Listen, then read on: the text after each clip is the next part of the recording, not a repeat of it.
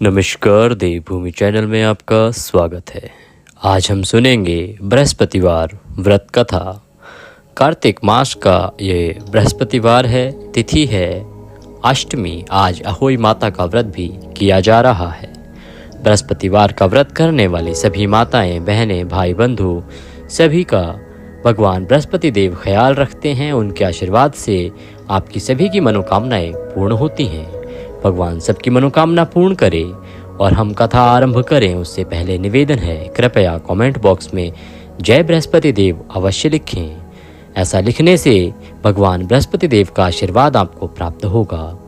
जब हम भगवान का नाम लिखते हैं तो एक ऊर्जा उत्पन्न होती है। वैज्ञानिक दृष्टि से यही माना गया है। और जब हम धार्मिक दृष्टि से बात करें तो इससे भगवान प्रसन्न होते हैं। भगवान का नाम जितनी बार बोला जाए या लिखा जाए उतना अधिक आपको पुण्य और आशीर्वाद प्राप्त होता है। इसीलिए कथा सुनते हुए अवश्य ही लिखें जय बृहस्पति देव। अब हम कथा आरंभ करेंगे। बृहस्पतिवार की पूजा केले के जड़ में की जाती है। केले के पौधे के जड़ में आपको जल देना चाहिए, हल्दी से पूजा करनी चाहिए और साथ में गुड़, चना आदि अर्पित करना चाहिए। पूजा की पूरी विधि के लिए आप हमारा पूजा विधि से संबंधित वीडियो देख सकते हैं। अभी हम सुनाएंगे बृहस्पतिवार व्रत कथा, जिसको सुनने मात्र से आपके जीवन की सभी परेशानियां दूर हो जाती हैं। ऐसा माना जाता है कि बृहस्पति देव आप सभी की इच्छाएं पूर्ण करने के लिए ही आते हैं। यदि आप बृहस्पति देव की कथा सुनते हैं और उनका व्रत करते हैं तो वो आपको मनचाहा फल देते हैं।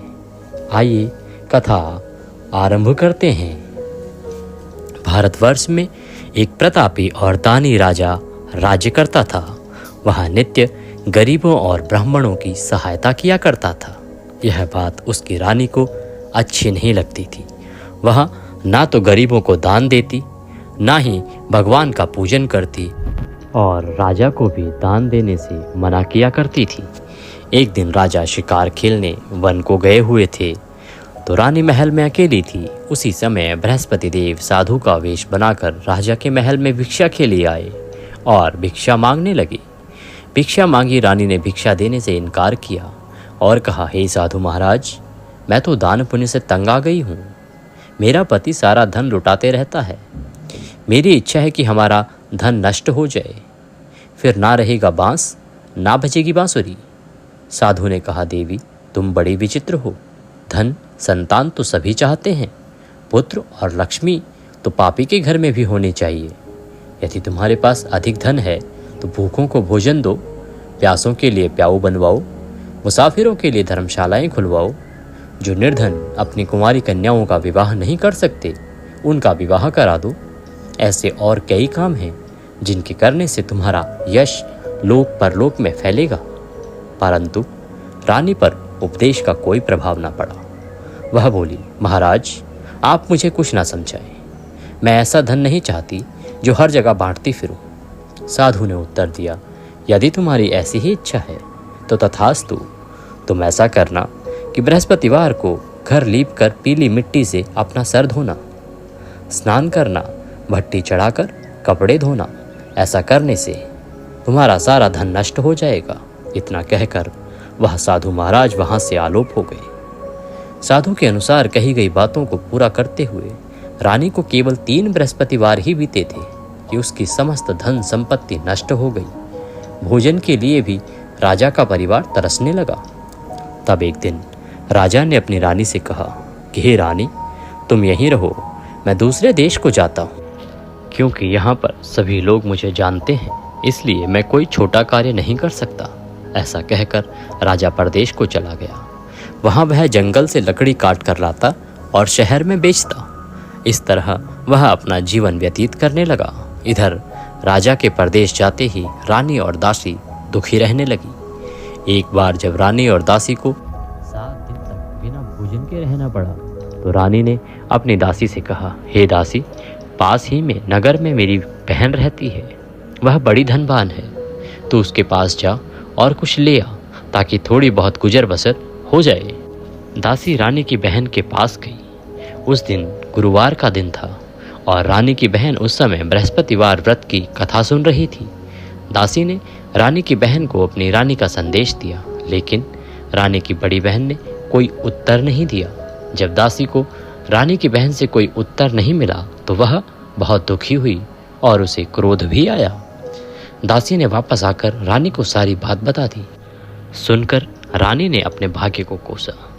उधर रानी की बहन ने सोचा कि मेरी बहन की दासी आई थी, परंतु मैं उस समय उससे नहीं बोली क्योंकि मैं कथा कर रही थी, इससे वह बहुत दुखी हुई होगी। कथा सुनकर और पूजन समाप्त करके वह अपनी बहन के घर आई और कहने लगी, हे बहन, मैं बृहस्पतिवार का व्रत कर रही थी, तुम्हारी दासी मेरे घर आई थी, परंतु जब तक कथा होती है तब तक ना तो उठते हैं और ना ही बोलते हैं, इसलिए मैं नहीं बोली। कहो दासी क्यों गई थी? रानी बोली, बहन तुमसे क्या छुपाऊं, हमारे घर में खाने तक के लिए अनाज नहीं था। ऐसा कहते कहते रानी की आंखें भर आई। उसने दासी समेत पिछले 7 दिनों से भूखे रहने की सारी बात अपनी बहन को विस्तार पूर्वक सुना दी। रानी की बहन बोली, देखो बहन, भगवान बृहस्पति देव सबकी मनोकामना पूर्ण करते हैं। देखो शायद तुम्हारे घर में कहीं अनाज रखा हो। पहले तो रानी को विश्वास नहीं हुआ, पर बहन के आग्रह करने पर उसने अपनी दासी को अंदर भेजा तो उसे सचमुच अनाज से भरा एक घड़ा मिला। यह देखकर दासी को बड़ी हैरानी हुई। दासी रानी से कहने लगी, हे रानी, जब आपको भोजन नहीं मिलता तो हम व्रत ही तो करते हैं, इसलिए क्यों ना इनसे व्रत और कथा की विधि ही पूछ ली जाए ताकि हम भी व्रत कर सकें। तब रानी ने अपनी बहन से बृहस्पतिवार व्रत के बारे में पूछा। उसकी बहन ने बताया, बृहस्पतिवार के व्रत में चने की दाल और मुनक्का से विष्णु भगवान का केले की जड़ में पूजन करें तथा दीपक जलाएं, व्रत कथा सुने और पीला भोजन ही ग्रहण करें, इससे बृहस्पति देव प्रसन्न होते हैं। व्रत और पूजन विधि बताकर रानी की बहन अपने घर को लौट गई। 7 दिन के बाद जब गुरुवार का दिन फिर आया तो रानी और दासी ने व्रत रखा। गुड़साल में जाकर चना और गुड़ लेकर आई, फिर उससे केले की जड़ में तथा विष्णु भगवान का पूजन किया। जब पीला भोजन कहाँ से आए, इस बात को लेकर दोनों बहुत दुखी थे, क्योंकि उन्होंने व्रत रखा था, इसीलिए बृहस्पति देव उनसे प्रसन्न थे। इसलिए वे साधारण व्यक्ति का रूप धारण करके 2 थालों में सुंदर पीला भोजन दासी को दे गए। भोजन पाकर दासी प्रसन्न हुई और फिर रानी के साथ मिलकर भोजन ग्रहण किया। उसके बाद वे सभी गुरुवार को व्रत और पूजन करने लगी। बृहस्पति भगवान की कृपा से उनके पास फिर से धन संपत्ति आ गई, परंतु रानी फिर से पहले की तरह आलस्य करने लगी। तब दासी बोली, देखो रानी, तुम पहले भी इस प्रकार आलस्य करती थी, तुम्हें धन रखने में कष्ट होता था, इस कारण सभी धन नष्ट हो गया, और अब जब भगवान बृहस्पति देव की कृपा से धन मिला है तो तुम्हें फिर से आलस्य होता है। रानी को समझाते हुए दासी कहती है कि रानी, बड़ी मुश्किलों के बाद हमने यह धन पाया है, इसलिए हमें दान पुण्य करना चाहिए, भूखे मनुष्यों को भोजन कराना चाहिए और धन को शुभ कार्यों में खर्च करना चाहिए, जिससे तुम्हारे कुल का यश बढ़ेगा, स्वर्ग की प्राप्ति होगी और पितृ प्रसन्न होंगे। दासी की बात मानकर रानी अपना धन शुभ कार्यों में खर्च करने लगी, जिससे पूरे नगर में उसका यश फैल गया। उधर राजा एक दिन दुखी होकर जंगल में एक पेड़ के नीचे आसन जमा कर बैठ गया। वह अपनी दशा को याद करके व्याकुल होने लगा। बृहस्पतिवार का दिन था। एकाएक उसने देखा कि निर्जन वन में एक साधु प्रकट हुए। वह साधु वेश में स्वयं बृहस्पति देव थे। लकड़हारे के सामने आकर बोले, हे लकड़हारे, इस सुनसान जंगल में तू चिंतामग्न क्यों बैठा है? लकड़हारे ने दोनों हाथ जोड़कर प्रणाम किया और उत्तर दिया, महात्मा जी, आप सब कुछ जानते हैं, मैं क्या कहूँ? यह कहकर रोने लगा और साधु को अपनी आत्मकथा सुनाई। महात्मा जी ने कहा, तुम्हारी स्त्री ने बृहस्पति के दिन बृहस्पति भगवान का निरादर किया है, जिसके कारण रुष्ट होकर उन्होंने तुम्हारी यह दशा कर दी है। अब तुम चिंता को दूर करके मेरे कहने पर चलो तो तुम्हारे सब कष्ट दूर हो जाएंगे और भगवान पहले से अधिक प्रसन्न होंगे। तुम बृहस्पति के दिन कथा किया करो, 2 पैसे के चने मुनक्का लाकर उसका प्रसाद बनाओ और शुद्ध जल से लोटे में शक्कर मिलाकर अमृत तैयार करो। कथा के पश्चात अपने सारे परिवार और सुनने वाले प्रेमियों में अमृत व प्रसाद बांटकर आप भी ग्रहण करो। ऐसा करने से भगवान तुम्हारी सब मनोकामनाएं पूरी करेंगे। साधु के ऐसे वचन सुनकर लकड़हारा बोला, हे प्रभु, मुझे लकड़ी बेचकर इतना पैसा नहीं मिलता जिससे भोजन के उपरांत कुछ बचा सकूं। मैंने रात्रि में अपनी स्त्री को व्याकुल देखा है। मेरे पास कुछ भी नहीं जिससे कि मैं उसकी खबर मंगा सकूं। साधु ने कहा, हे लकड़हारे, तुम किसी बात की चिंता मत करो। बृहस्पति के दिन तुम रोजाना की तरह लकड़ियां लेकर शहर को जाओ। तुमको रोज से दुगना धन प्राप्त होगा, जिससे तुम भली भांति भोजन कर लोगे तथा बृहस्पति देव की पूजा का सामान भी आ जाएगा। इतना कहकर साधु अंतर्ध्यान हो गए। धीरे धीरे समय व्यतीत होने पर फिर वही बृहस्पतिवार का दिन आया। लकड़हारा जंगल को लकड़ी काटने गया और लकड़ी काट कर किसी शहर में बेचने को गया। उसे उस दिन और दिन से अधिक पैसा मिला। राजा ने चना गुड़ आदि लाकर गुरुवार का व्रत किया, पूजन किया। उस दिन से उसके सभी क्लेश दूर हो गए। परंतु जब दोबारा गुरुवार का दिन आया तो बृहस्पतिवार का व्रत करना भूल गया।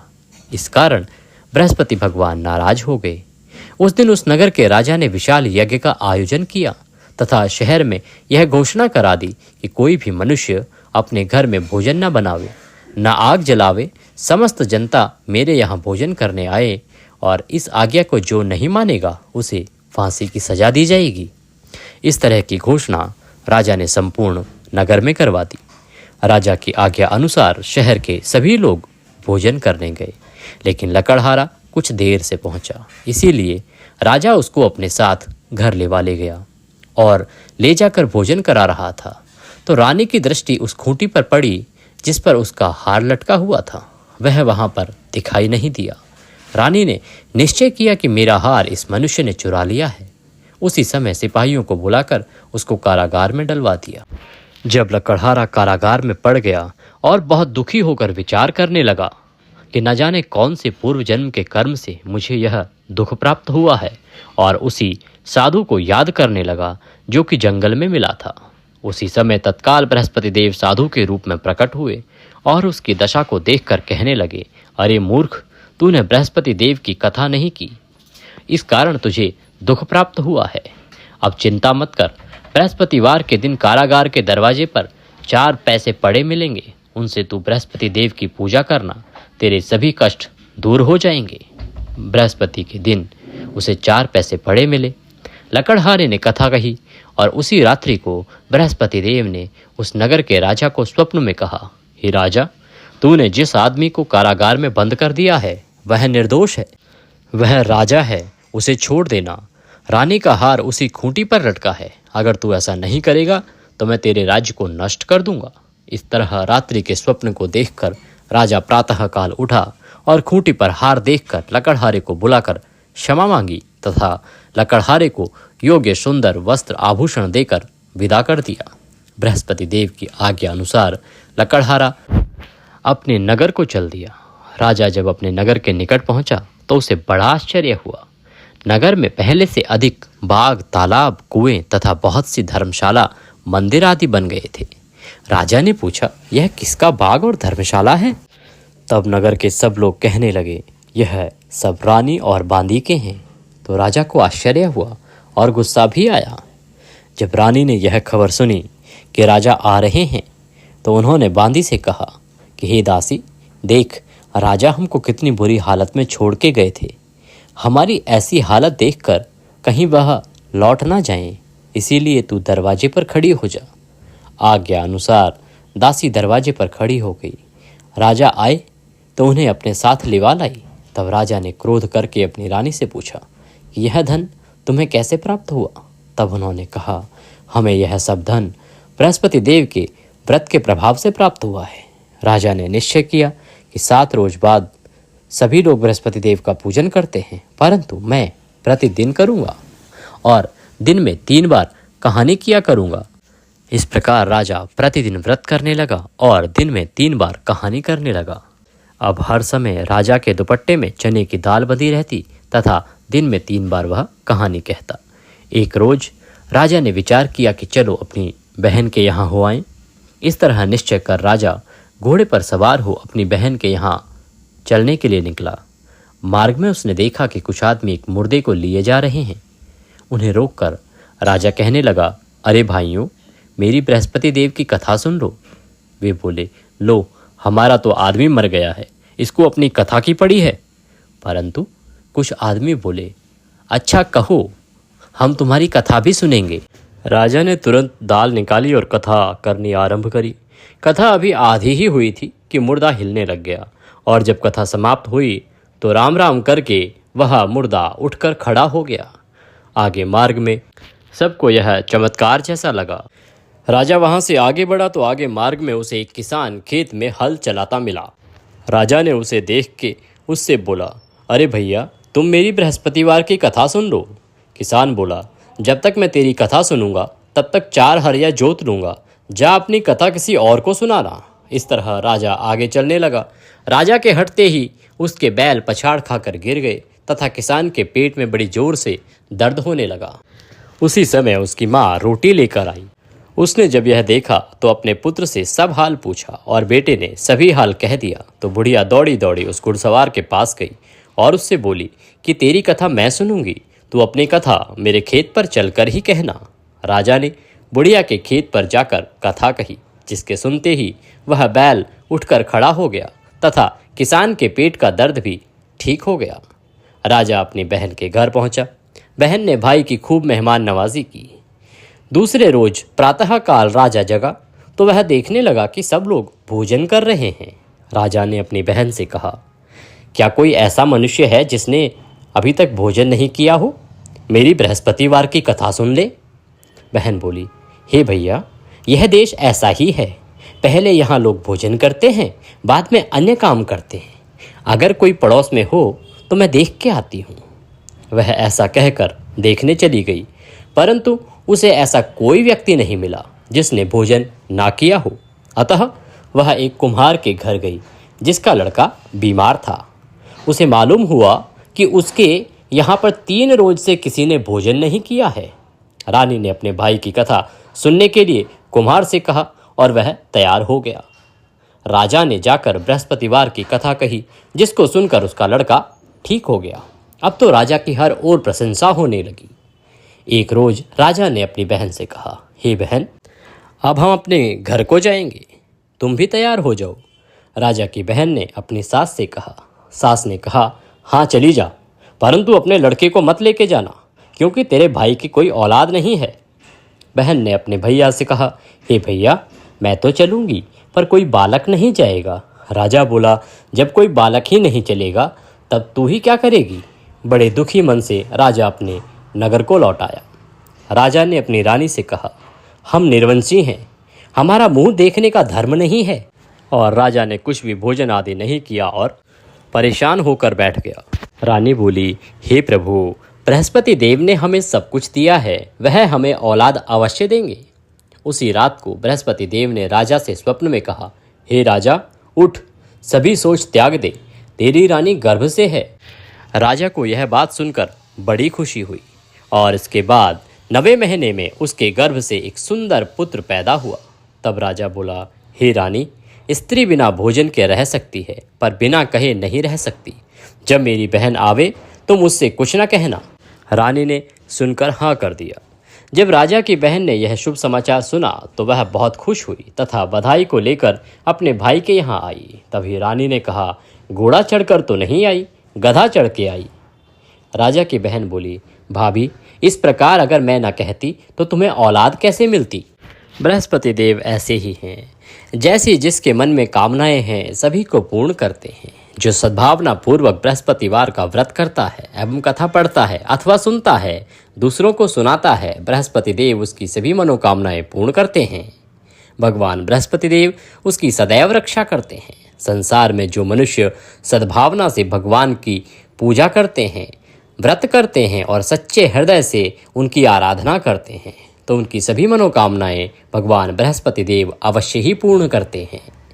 जैसी सच्ची भावना से रानी और राजा ने उनकी कथा का गुणगान किया तो उनकी सभी इच्छाएं बृहस्पति देव ने पूर्ण की थी। इसीलिए पूर्ण कथा सुनने के बाद प्रसाद लेकर जाना चाहिए। हृदय से उसका मनन करते हुए जयकारा बोलना चाहिए। बोलो बृहस्पति देव की जय, बोले विष्णु भगवान की जय। इसी के साथ बृहस्पति देव की यह कथा यहाँ पर समाप्त होती है। बृहस्पति देव आप सबका कल्याण करें। कथा को अधिक से अधिक लोगों के साथ शेयर करें। अधिक से अधिक लोग इसको सुनेंगे तो उन्हें जो पुण्य प्राप्त होगा उसका अधिक भाग आपको भी मिलेगा, क्योंकि आप इस शुभ फलदायी कथा को उन तक पहुंचाने का माध्यम बन रहे हैं। वीडियो को लाइक करें, कमेंट बॉक्स में अवश्य लिखें जय बृहस्पति देव, जय विष्णु भगवान। जिस भी किसी कामना की पूर्ति के लिए आप यह व्रत कर रहे हैं, भगवान उसको अवश्य पूर्ण करें, ऐसी हमारी भगवान से प्रार्थना है।